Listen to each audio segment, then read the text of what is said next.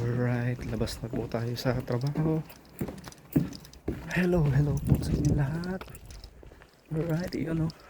Sakyan natin linis. Pero yung mga katabi, ang dudumi. Siyempre, masipag tayo maglinis. Yan o. Yan.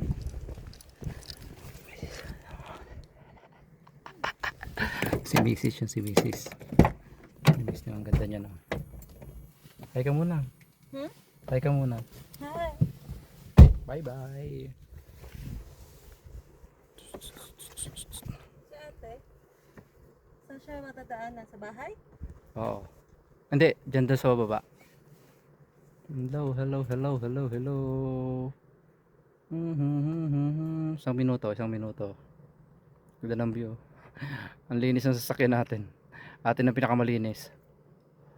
May 5 minutes pa ako, Jeff. 4 minutes pa. Bye bye.